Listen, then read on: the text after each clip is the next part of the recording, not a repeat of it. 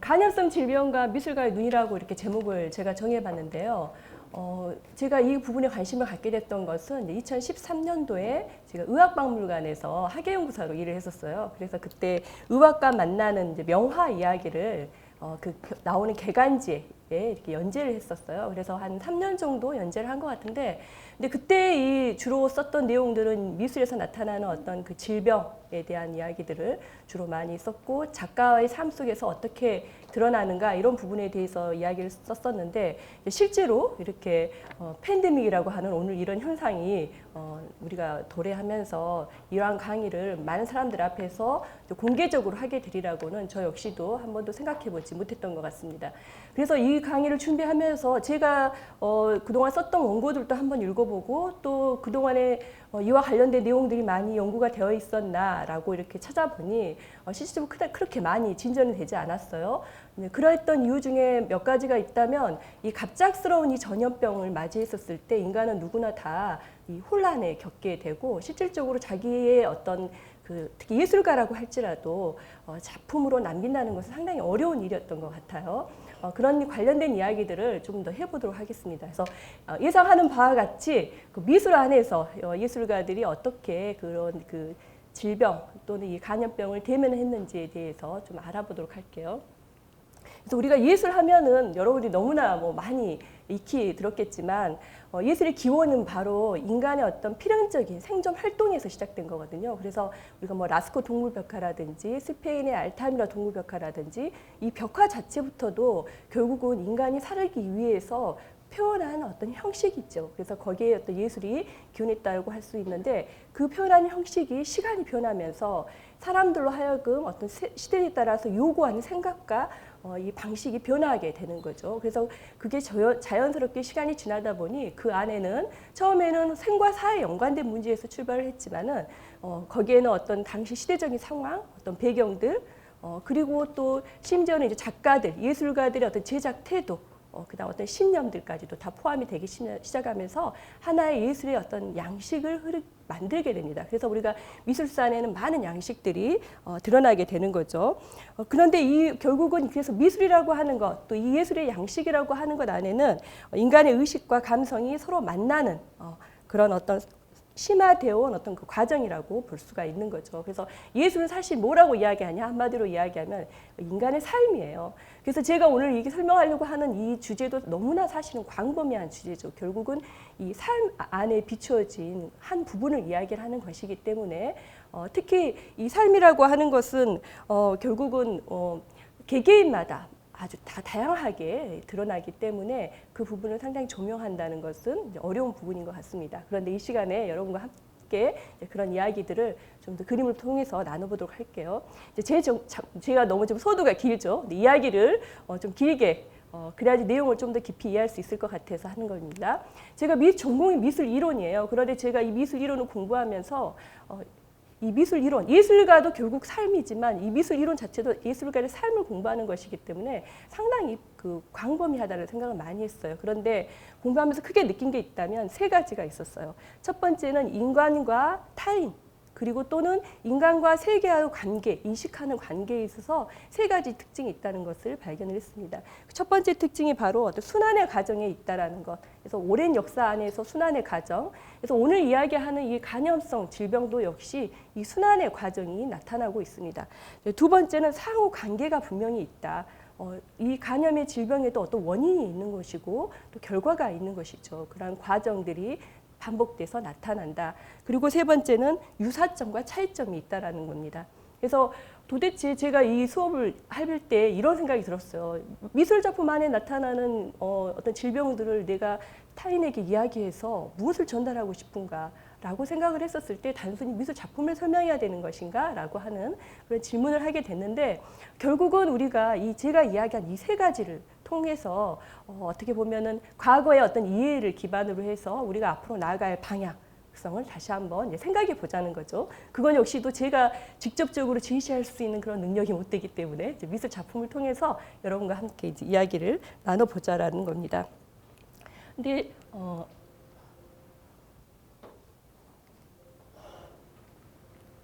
자, 이 작품은 이제 렘브란트의 작품인데요. 니콜라스 틸프 박사의 해부학 강의라고 하는 작품입니다. 자, 이 작품부터 시작을 하겠습니다.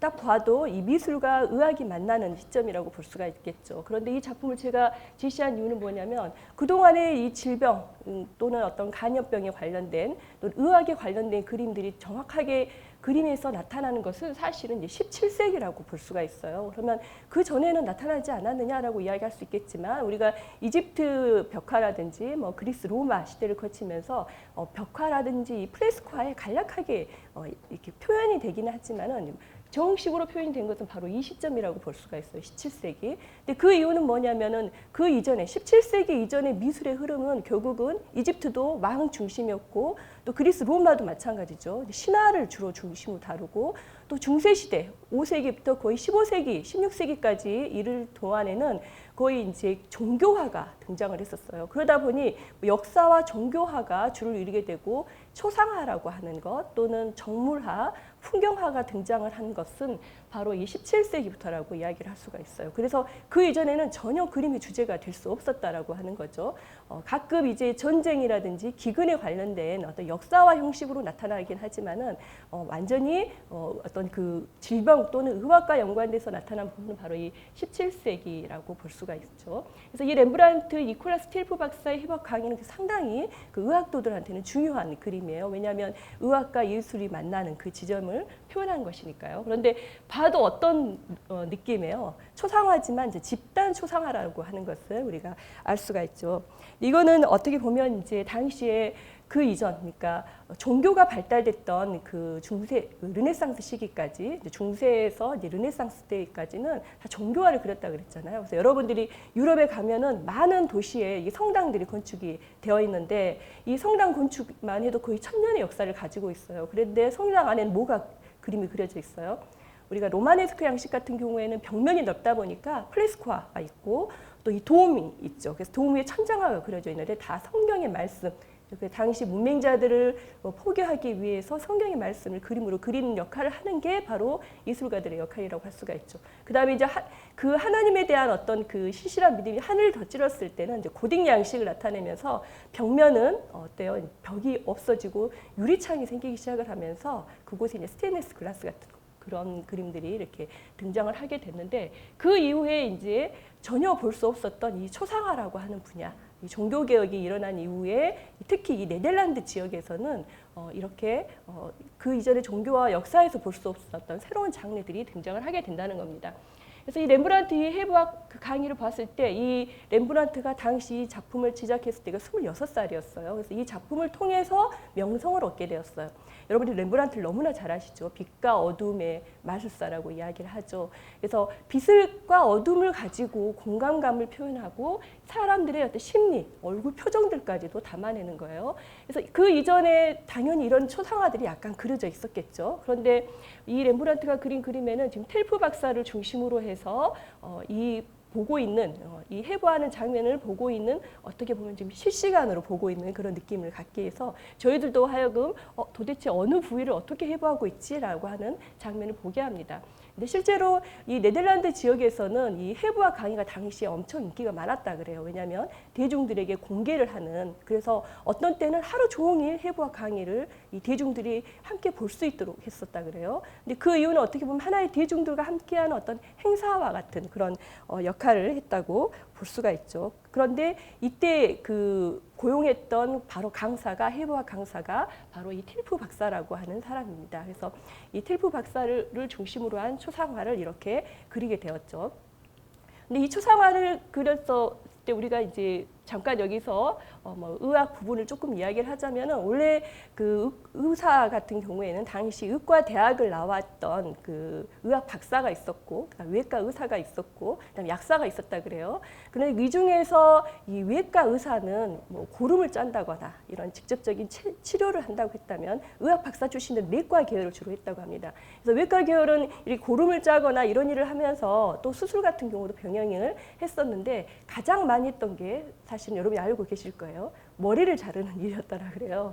자, 이발을 하는 거죠. 그래서 15세기 때 이발사 길드와 함께 이렇게 서로 이제 하나가 되어서 그 길드 안에서 이제 어떻게 보면 전문적인 의과의 어떤 그 기술들을 전수하고 또 가르쳤다라고 해요. 그래서 전문적인 어떤 지식을 갖추도록 관리가 되었다 길드에서. 그런데 이 그림은 이 외과 의사 그 길드에서 의사 조합인 길드에서 주문을 한 그런 그림이죠. 그런데 이 그림을 아주 이제 효율적으로 이 렘브란트가 이제 특성을 잡아서 그린 그림입니다. 그런데 이제 특이하게도 이 손을 이렇게 해부하고 있는 장면과 함께 발 밑에 이렇게 책이 이렇게 한 권이 놓여져 있는 장면이죠. 그런데 실질적으로는 이 빛과 어둠을 잘 사용해서 그림을 그렸기 때문에 마치 이 실제 그림을 보면은 손의 부분에 조명이 집중되어 있기 때문에 정말 살아있는 듯한 그런 느낌을 듭니다. 그래서 그 전체적인 어두운 그림 안에서도 이 손과 이 해부하고 있는 이 부분이 상당히 집중되어 있죠. 마치 우리 연극으로 이야기한다면 조명이 그 부분만 이렇게 비춰지는 것처럼. 그런데 이 장면을 보고 여러분들이 어떤 느낌이 들어요? 실제로 해부를 하고 있는 느낌인가요? 그렇다고 하기에는 수술 도구라든지 뭐 옆에 어떤 뭐 해골이라든지 뭐 이런 부분들이 있어야 하는데 저는 그렇지 않았다는 것을 우리가 알 수가 있죠. 그 전에 그렸던 그림입니다. 불과 이제 몇 년 차이 안 나고 그렸던 화가들의 작품인데 대부분 다 이 해부학 수업을 많이 그렸었죠. 당시에 인기가 있었기 때문에.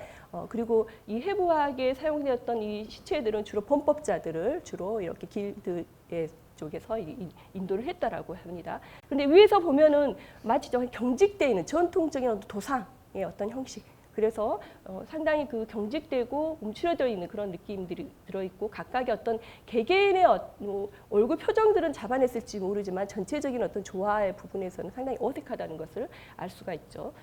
그런데 렘브란트의 그림은 정말 그 사실적인 그리고 각자의 어떤 감정까지도 이렇게 잘 드러났다라는 것을 알 수가 있고 모여있던 인물들 간의 어떤 생동감까지도 표현했다고 볼 수가 있어요. 그런데 실질적으로 이 렘브란트의 그림이 실제로 해부하는 장면이 아니다라고 이야기하는 이유는 당시의 시체의 해부는 복부부터 시작했다라고요. 그래서 뇌 사지로 이렇게 갔었는데 그는 팔부터 했다라는 거죠. 그 가장 큰 이유는 무엇이냐? 일반적으로 이렇게 수술 도구도 등장을 하게 되죠. 또 그 시신의 얼굴을 가리는 형태를 하고 있는데 렘브란트는 또 그런 모습을 갖고 있지 않습니다. 그 이유는 해부학의 창시자가 있었어요.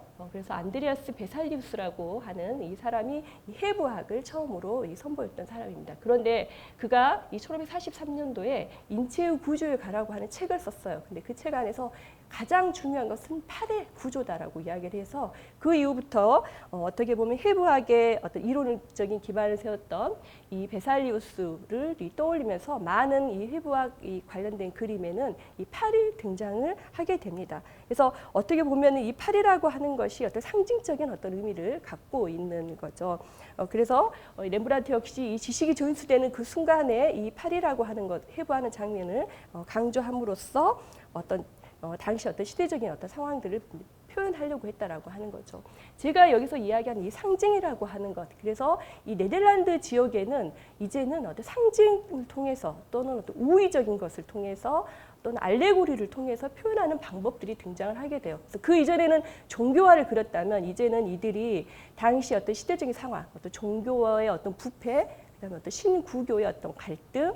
그런데 그런 것들을 표현하려면 어떻게 표현해야 되냐라고 했을 때 상징적인 것, 그다음에 우의적인 방법. 우의적인 방법이라는 것은 어떤 대상을 통해서 내가 하고자 하는 이야기를 풍자하거나 은유하는 방법, 또는 알레고리 같은 경우는 아주 추상적인 내용들, 특히 성서의 내용들은 우리가 읽기는 하지만 당시 현장이 없었잖아요. 그런데 이 성서에 기반한 내용들, 추상적인 내용들을 이 알레고리를 통해서 표현하는 그런 방법들을 많이 사용을 하게 됩니다. 사실 그것을 통해서 은유를 통해서 비판하는 거죠. 당시 시대상들을.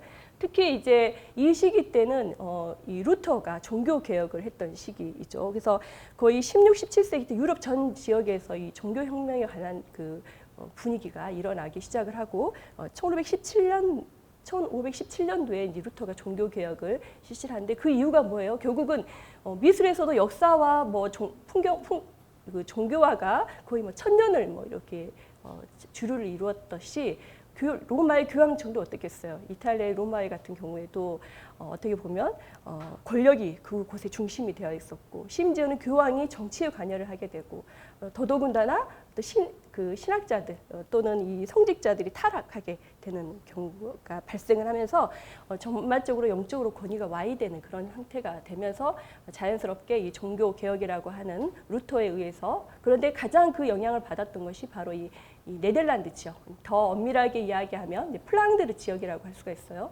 플랑드르 지역은 프랑스의 북부, 네덜란드, 벨기에 이런 곳이 결국은 그곳에서 어떻게 보면 진정한 어떤 그 삶의 모습이 드러나는 미술이 이 초상화. 그 전에는 초상화라고 하면 다 왕의 모습이나 교황의 모습이었죠. 그 다음에 성경의 내용에 등장한 인물들 또는 그리스 로마 신화에 나오는 사람들이었다면 이 16, 17세기를 거치면서 종교와 그래서 사실은 무척 연관이 되어 있는 이야기이죠.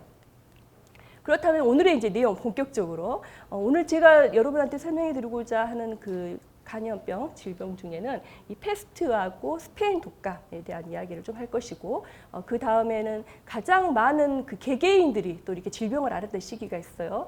너무나 많죠. 왜냐하면 예술가의 삶 자체가 그림에 나타나는 거니까. 그런데 세 번째로는 인상주의가 싹 텄던 목마르던 언덕에 살았던 예술가들에 대해서 좀 살펴보도록 해요. 그래서 이 페스트 여러분이 너무나 제 시간이 몇 번째인가요? 한 5번째 정도 되는가요? 그래서 많이 이야기를 들어봤을 거예요. 이제 흑사병이죠. 그래서 쥐에 기생하는 벼룩에 의해서 옮겨지는 급성 열성 간염병. 이것은 이제 사전적인 이제 정의로 나와 있는 거예요. 그래서 1347년도, 1351년도에 이 유럽의 전역에서 거의 30에서 50%가 사망을 했다. 그러면서 이렇게 괴사가 되고 검게 타들어가는 것 때문에 흑사병이라고 부르게 됐다라고 이야기를 하죠. 그 옮겼던 그 과정들은 여러분들이 아마 설명을 많이 들으셨을 것 같아요. 그래서 의사의 모습이 이렇게 바뀌게 됩니다. 불과 렘브란트 시대, 렘브란트가 그렸던 그 어떤 의사의 모습, 이제 막 의사로서의 어떤 권위와 이런 인정을 받기 시작을 했는데 이 흑사병으로 인해서 이 흑사병을 치료할 수 있는 의사를 고용을 하기 시작을 했어요. 그래서 그들이 착용했던 그 모습, 복장이죠. 그래서 직물 외투에다가 밀랍을 발라가지고 어떤 그 당시에도 막연하게 생각을 했었나 봐요. 어떤 바이러스라든지 이 미세한 어떤 것으로 오염물로부터 차단하려고 했다는 거. 그다음 유리 눈이 달린 부리, 그 다음에 원뿔 모양의 코, 이 코 안에는 항상 이 그 다양한 향기나는 물질들, 우리가 이제 오늘날로 이야기하면 아로마 테라피 같은 그 향기나는 물질로 이 시신이 썩거나 이런 부분 상당히 냄새가 심했겠죠. 이것을 차단하기 위해서. 그 다음에 밀집을 넣은 어떤 가면, 그리고 이제 의사의 힘을 우리가 알 수 있는 게 텔프 박사처럼 이 모자, 의사의 어떤 위험을 나타내는 모자, 그리고 지팡이는 이 지팡이를 통해서 그게 진료가 가능했는지는 모르겠지만 맥박을 재거나 환자의 그 오염된 부위를 진찰을 할 수 있었다라 그래요. 그래서 이 1650년도에 그려진 흑사병 의사, 그래서 그 이전에 바로 그려졌던 렘브란트의 그 작품에서 나오는 의사의 모습하고는 상당히 다른데 그 이유는 바로 이 페스트라고 하는 질병이 당시 유럽 사회에서는 이제 엄청난 사실은 그런 죽음을 몰고 왔던 것이겠죠.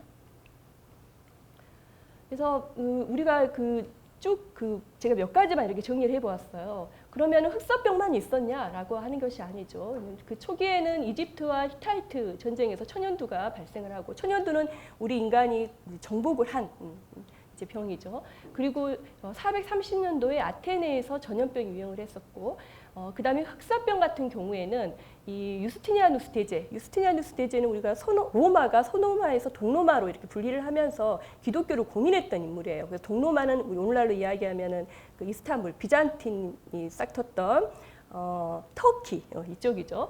그래서 이곳에서 흑사병이 역병이 유행했었는데 당시는 밝혀지지 않았다가 이후에 흑사병이다. 그래서 우리가 흑사병은 언제부터 등장했냐라고 이야기하냐면 6세기 그리고 이제 14세기 가장 큰 유행을 했던 1347년, 1351년이다 이야기를 하죠. 그리고 19세기에는 결핵이 많이 유행을 해요. 그래서 오늘 제가 여러분한테 설명할 인상주의 화가들 대다수 결핵을 많이 겪거나 죽거나 또는 살아남는 사람도 많이 있었죠.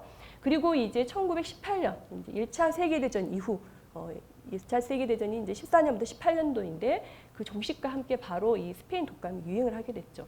여기서 하나의 특징으로 알 수 있는 것은 결국은 당시에는 전쟁과 가장 밀접하게 연결되어 있던 것이 전염병이라고 하는 것을 우리가 알 수가 있습니다.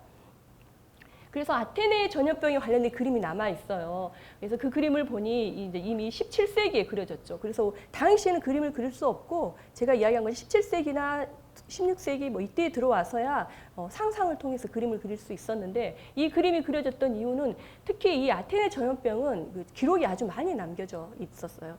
어떤 식으로 기록이 남겨져 있었냐면은 역사학자들이 그것을 기록으로 남기거나 책으로 남기거나 했었죠.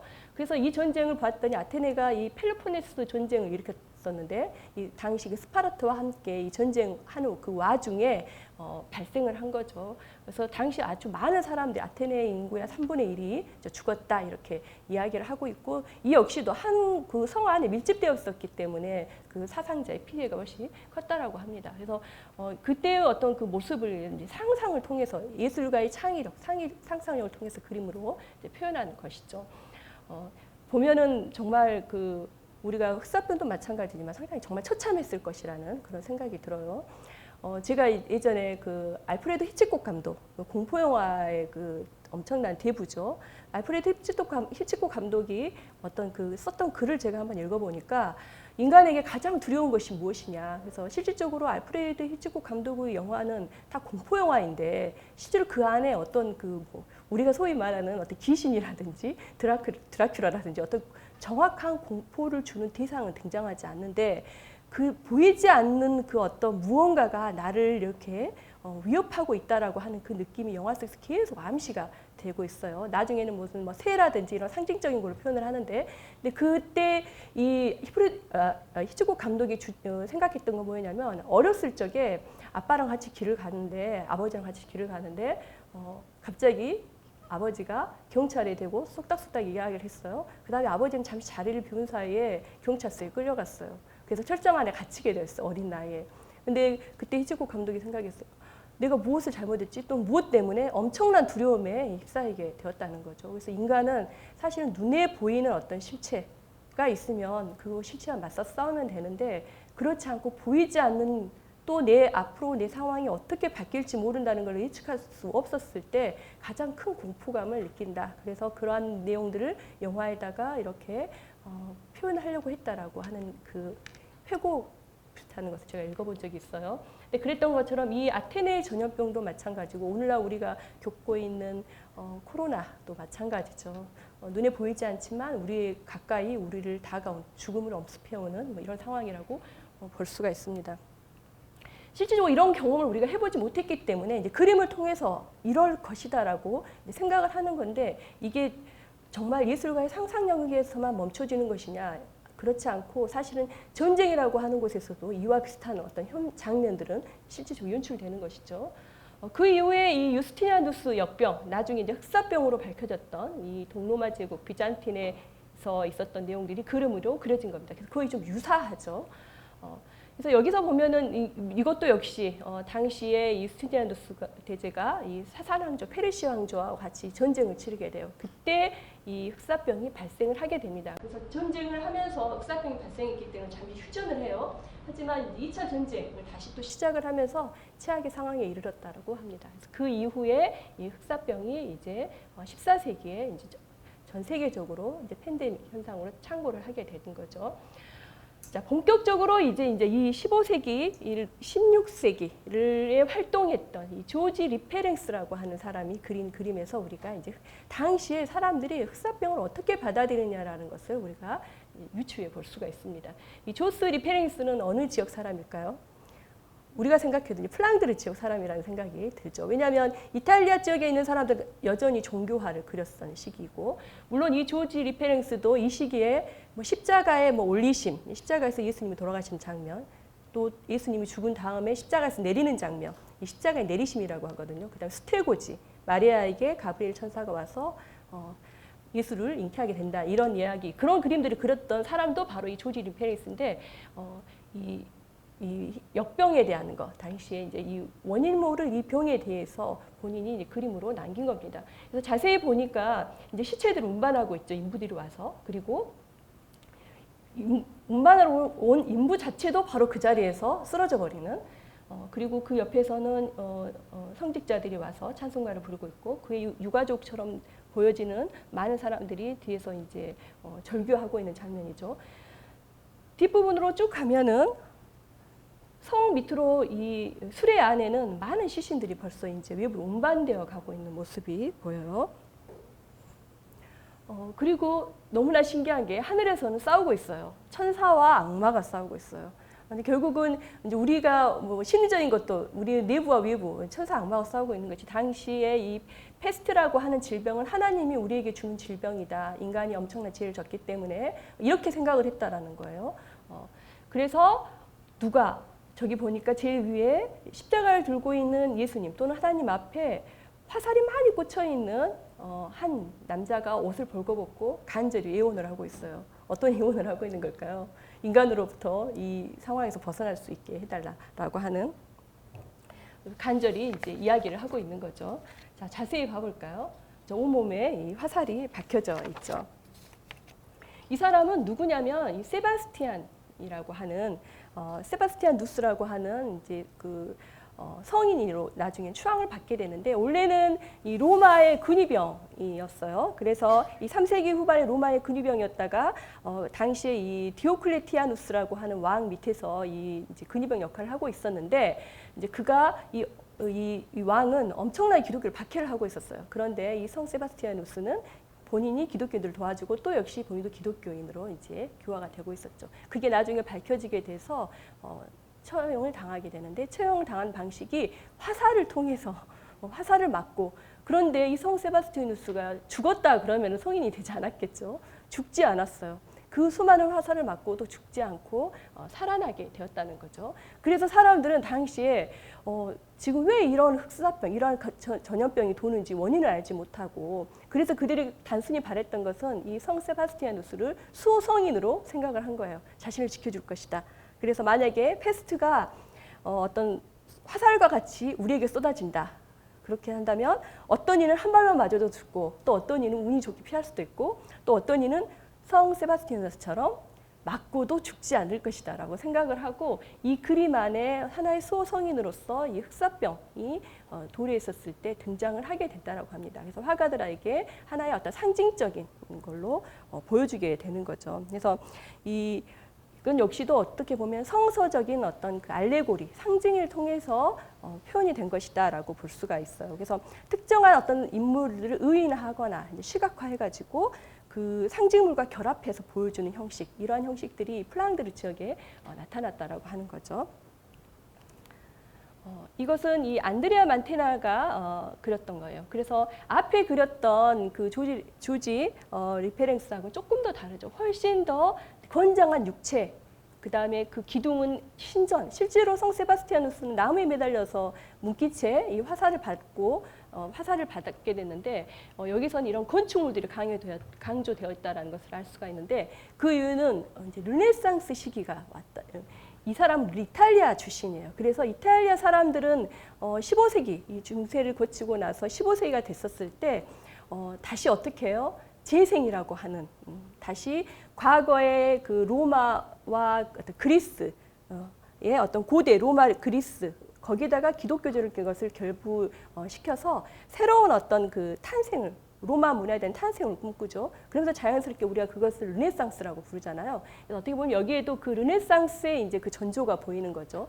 그래서 성 세바스티아누스도 마치 어때요? 우리가 그리스 로마 시대에 봤었던 것처럼 그 엄청난 그 완벽한 육체 균형을 갖고 있는 신체를 조각처럼 보여지죠. 이렇게 신체를 강조한 이런 그림. 그리고 로마와 그 그리스에 있었던 고전 건축들 대부분 그 아치형이라든지 우리가 파르테논 신전을 생각하면 될 것 같아요. 아치라든지 그리고 당시에 기둥이 무슨 도리아식이냐 이오니아식이냐 뭐 코린트식이냐 있잖아요. 그런 코린트식의 어떤 그래서 그림의 배경부터가 다르죠. 이탈리아 사람이 그린 거하고 르네상스 시기를 맞이하면서 그다음 르네상스 시기의 가장 큰 특징이 뭐냐면 첫 번째가 그렇게 그리스 로마 신화로 다시 그리스 로마의 어떤 모범으로 되돌아가는 것, 그것을 재생시키는 것, 중세를 벗어나서 그래서 그것을 그림 안에 드러내는 것이고 첫 번째는 이 시기부터 이제 유화가 개발이 되게 됩니다. 유화 그리고 이제 원근법. 그래서 여기서 그 존재를 볼 수가 있죠. 뒤에 배경이 이렇게 원근법을 통해서 공간이 쑥 들어갔다라고 하는 것을 볼 수가 있어요. 그래서 초기의 어떤 모습이기 때문에 우리가 유화라고 하는 것은 그 이전에는 다 프레스코화 였죠. 그다음 템페라를 그렸죠. 그래서 뭐 프레스코화는 뭐 석회를 섞는다든지 템페라는 뭐 계란 노른자를 유화제로 사용했다라고 한다면 이때 이제